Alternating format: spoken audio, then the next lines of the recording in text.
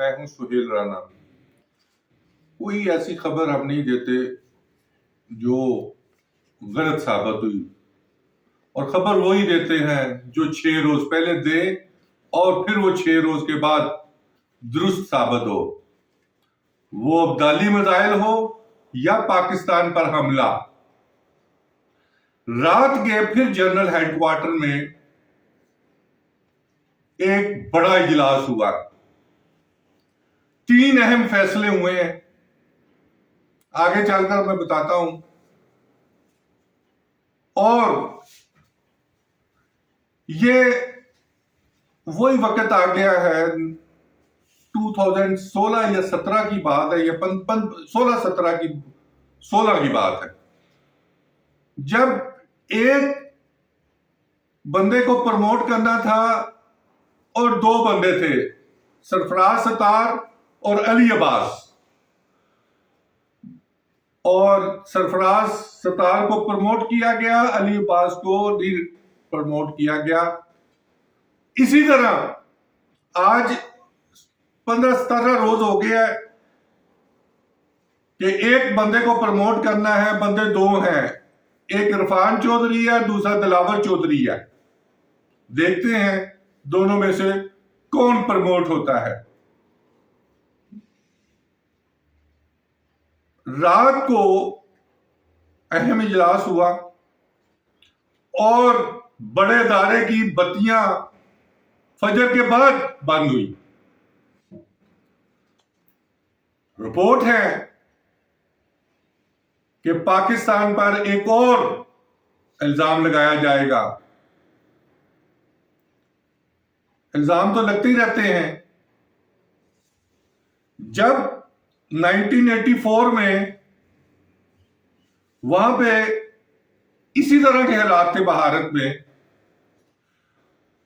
उस वक्त shine India wine India नहीं था। अब भी वो शाइन इंडिया वाइन इंडिया कोई नहीं है वहां पर।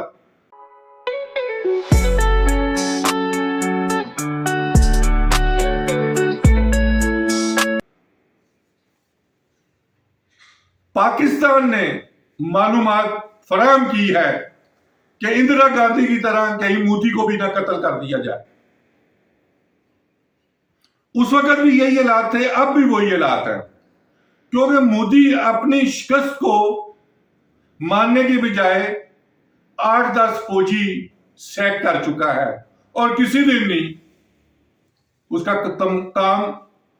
ये एक रिपोर्ट है और उसका भी पाकिस्तान पर इल्जाम लगाया जाएगा। तो जो सबसे बड़ी खबर है, जो हमेशा दफाई लिहाज से दी जाती है, और ये गुज़श्ता 32-33 साल से इसी नाचीज को इसका क्रेडिट जाता है, तो वो who will succeed general Beg हो या सिटिंग आर्मी चीफ हो, स्टोरी ब्रेक की है, रिकॉर्ड मौजूद है। इसी तरह मोदी को कत्ल करने की साजिश इंडिया में ही पक चुकी है। जैसे एक सिख ने इंदिरा गांधी को कत्ल किया था, एक दूसरा सिख या पारसी इनको ना कत्ल कर। मैं सिंध ताश माहे से पहले 1960 में अयूब खान को कहा गया कि पाकिस्तान और इंडिया की जंग हो सकती है पानी पर। एक मायदा बना के अयूब खान को दिया गया। अयूब खान ने वो मायदा मुंह पर मारा। मुंह पर किसको मारा? तवानाई का मिनिस्टर कौन था? जुल्फकार अली भट्टो था।